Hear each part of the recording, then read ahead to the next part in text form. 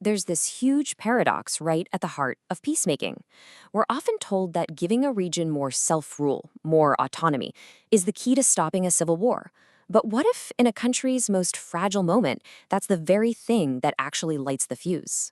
So, this really gets to the core question we're digging into today, based on some absolutely fascinating research. Can giving a region autonomy hold a country together when everything's falling apart? Or does it just hand separatist groups the perfect launchpad to break away for good? All right, let's dive right in. For decades, the conventional wisdom, what policymakers and political scientists have believed, is that autonomy is one of our best tools for building peace. And just so we're all on the same page, what do we actually mean by territorial autonomy? Well, we're talking about the real, tangible power an ethnic group has on its own turf. Think about it. They get their own local government, maybe their own legislature, and the power to make policies that affect their daily lives. Now, what's so interesting here is that the experts are completely split on this. On one hand, you have the optimists. They say, yes, autonomy works. It calms things down, addresses the group's complaints, and gives them a sense of security and control. But then you have the pessimists, and they argue the exact opposite. They say autonomy creates a proto-state, basically a state in waiting, and gives a group all the tools, resources, and governing experience it needs to make a real push for independence. So, which one is it? A path to peace or a powder keg? Well, what if both views are right, just at different times? And that brings us to the core argument of this research, something called the transition trap. The idea here is actually pretty simple, but it's also profound. See, in normal, stable times, all the things that make autonomy a good idea, trust, established ways of negotiating, predictability, they're all there. But during a regime transition, when a country is flipping from, say, a dictatorship to a democracy, all of those rules get thrown right out the window. Everything is up for grabs. And this chaos creates a political tinderbox for three big reasons. First, there's just massive uncertainty. The autonomous group has no idea what the new central government is going to do, and the government doesn't know what the group is planning. That is a perfect recipe for miscalculation. Second, there's fear. If you're leading that autonomous region, you're terrified your hard-won rights are about to be snatched away, so you feel this incredible pressure to act first. And finally, there's opportunity. The central government is at its absolute weakest, which creates a golden window for the group to demand way more concessions or even full independence. And this is basically how that tinderbox can ignite, step by step.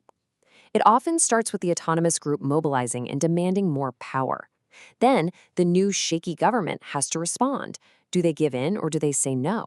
And if those demands aren't met, well, that group, which already has the resources of that proto-state we talked about, might just decide it's time to escalate to violence.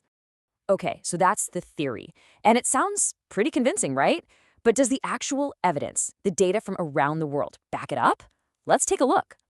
Wow. Okay, this chart tells a really powerful story. It tracks the risk of violence for these autonomous groups over many, many years. That vertical dashed line right at time zero, that's the exact moment a regime transition happens. Now just look at what happens to that black line, which shows the risk of conflict. It shoots straight up, dramatically, right at that moment. It's about as clear a picture of the transition trap as you can get. So how long does this danger zone last? Is it just a quick flash in the pan? Nope. The research shows this period of incredibly high risk isn't just a brief blip. It sticks around for about 5 years after the regime change before things finally start to cool off. Now, a global average is one thing, but how about a real-world stress test? Well, the collapse of communism across Eastern Europe and the Soviet Union, starting in 1989, gave us a perfect, though tragic, natural experiment to really put this theory to the test. And a really key concept here is something called transmitted autonomy. We're not talking about autonomy deals that were just hammered out in a peace negotiation. No, these were arrangements created way back under communist rule, often for strategic reasons, and they were simply inherited by the new states that emerged. And this is a super important detail because it lets us isolate the effect of autonomy itself, separate from any goodwill that might come from a fresh peace deal. So this map shows us the lay of the land in 1989. You can think of this as the before picture. All those shaded areas are territories that had this transmitted autonomy, drawn up by Soviet planners decades earlier. Okay, now let's jump forward just 6 years to 1995. This is the after picture. And the story this map tells is just stark.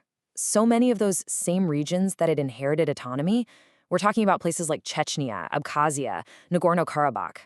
They became the hotspots for some of the most brutal conflicts of the entire decade. The connection is almost impossible to ignore. And that brings us to the crucial takeaway from this historical test. The findings are crystal clear. The more autonomy a group inherited from the communist era, the more likely they were to mobilize, push for more power, and then ultimately turn to violence when the new, fragile governments couldn't or wouldn't meet their demands. So this all sounds pretty pessimistic, doesn't it? Is autonomy just always a recipe for disaster during these critical moments? Well, not necessarily. The research actually points to a vital ingredient that can diffuse the entire situation, a key to stability. And here it is, maybe the most important takeaway of all. The problem isn't territorial autonomy itself. The real danger comes from having autonomy in a vacuum, completely disconnected from the central state. Instead, the research points to a really powerful formula for stability. When you combine that territorial self-rule with meaningful inclusion in the central government, the risk of conflict just plummets. The two have to go hand in hand. So what does that actually look like in the real world? It means you can't just give a region self-rule and then walk away. You have to build power-sharing arrangements at the national level. You have to make sure that leaders from that autonomous group have a real seat at the table where the big decisions for the whole country are made. It's all about building trust and creating official, predictable channels to solve problems before they explode. That directly fights the fear and uncertainty that fuel the transition trap. And that brings us right back to the world we live in today, as we see more and more nations facing the incredible stress of political change and instability. Is this the lesson we need to finally learn? That the secret to holding a diverse country together might not be a choice between local rule or central power, but a careful, deliberate, and stable combination of both.